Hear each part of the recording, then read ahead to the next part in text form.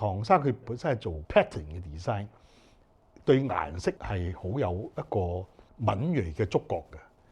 咁後來咧70年代初佢就翻嚟香港發展，佢係好早期喺度嘅。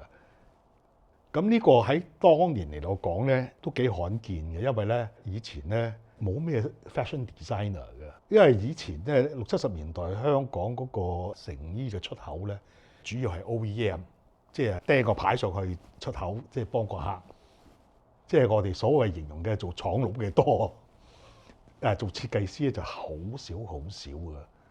咁佢咧就係我覺得係好特別啦，因為佢不但只係以一個 designer 嘅身份翻嚟做衫，咁仲有自己個品牌。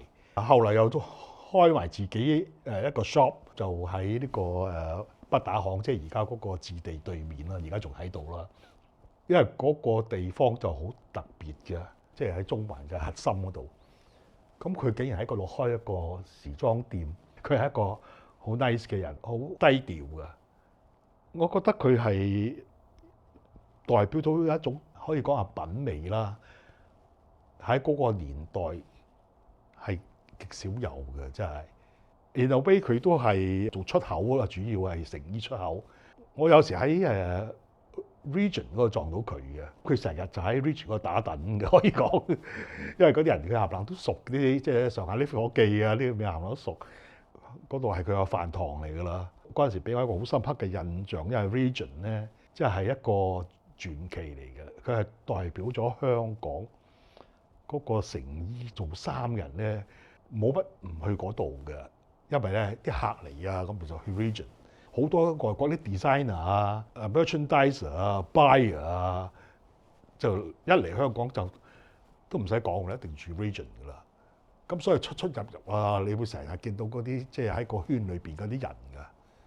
我覺得係一個好獨特嘅一個風景嚟嘅，其實反映咗香港嗰個年代咧，成衣業係一個最輝煌嘅年代。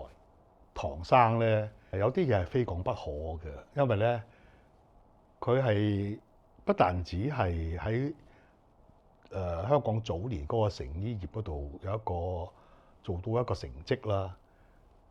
但係有一啲嘢係更加特別嘅咧，就係佢係將一個獨特嘅文化咧帶咗嚟香港嘅。尤其是係嗰個年代咧，因為佢個人本身咧係幾含蓄啊，同埋好低調嘅。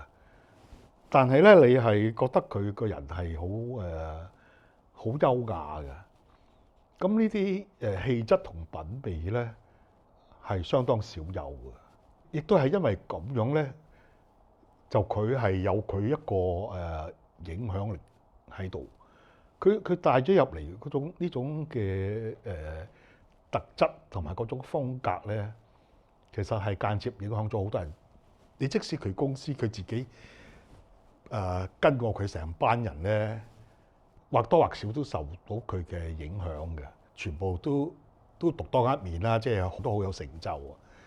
咁佢亦都係將嗰種風格啊、品味啊、睇嘢嗰個眼光啊，引咗入嚟。喺嗰個年代咧，佢屬於一個潮流文化嘅先導。